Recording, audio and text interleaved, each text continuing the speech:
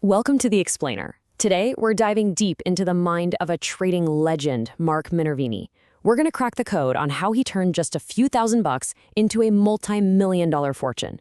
Stick around because we're boiling down his powerful system into insights you can actually use. All right, let's kick things off with a question that, probably keeps a lot of people up at night. Why do most investors, maybe even you, just get average results?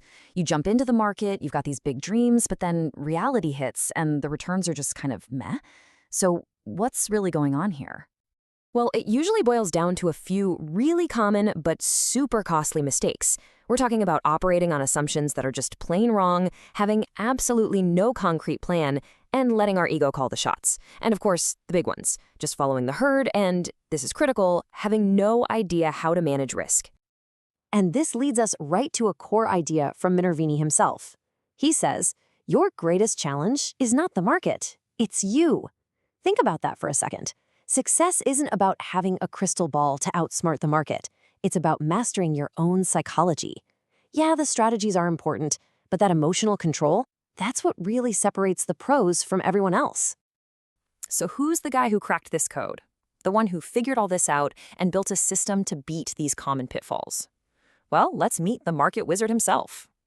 Okay, so Mark Minervini is not some academic in an ivory tower. This guy is the real deal. A celebrated trader with more than 30 years in the trenches. He actually won the U.S. investing championship with get this, a staggering 155% annual return. He proved that with a disciplined system, these incredible results aren't just a fluke, they're repeatable. So what's his secret?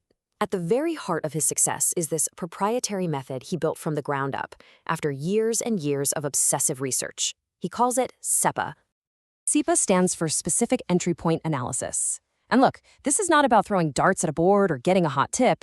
It's a systematic blueprint. It's a precise strategy for hunting down stocks that have the potential for super performance by pinpointing the exact spots to get in and get out. The whole goal? Minimize your risk and absolutely maximize your reward. So SEPA is built on 5 key pillars, and here's the catch. They all have to line up for a trade to even be on the table. First, trend. Is the stock already heading up? Second, fundamentals. Are things like earnings and sales getting better? Third, is there a catalyst, some event that's driving the price? Fourth, the entry point. Can you get in at a spot where your risk is super low? And finally, the exit point. Do you have a plan for taking profits or, just as important, cutting your losses? All right, let's zoom in on that first pillar. Trend. Because this one idea, it basically flips conventional wisdom on its head. You know that old buy low, sell high advice? Minervini says, forget it. This quote from Dick Clark just captures the philosophy perfectly. I don't set trends. I just find out what they are and exploit them. See, your job isn't to predict the future. It's to figure out what the market is already doing, find where that big institutional money is flowing, and just ride the wave.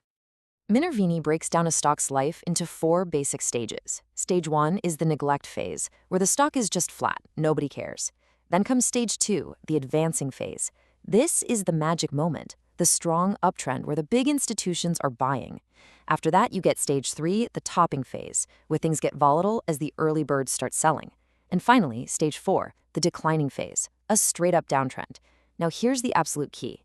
Minervini's entire system is built to ignore everything else and focus only on stocks that are in a confirmed stage 2 advance. And this slide right here really drives home the massive mindset shift you need to make. Conventional wisdom says, buy cheap stocks with low PE ratios. Wizard wisdom says, no, focus on companies with explosive earnings growth, who cares what the PE is? Conventional wisdom says, try to be a hero and buy at the absolute bottom. Wizard wisdom, buy at the right price, just as the stock is ready to make a huge move higher. And forget diversifying into 100 different things. You concentrate your money on a handful of the best market leaders to maximize your gains. He is not shy about this either. He literally says the PE ratio is one of the most useless stats on Wall Street. And you might be asking, why? Well, think of it like this. The PE ratio is a rear-view mirror. It tells you where a company has been, not where it's going. And what do you think moves stock prices? It's not the past, it's the expectation of future growth. That's the game. But listen, finding the right stock, nailing the entry point, that's only half the equation.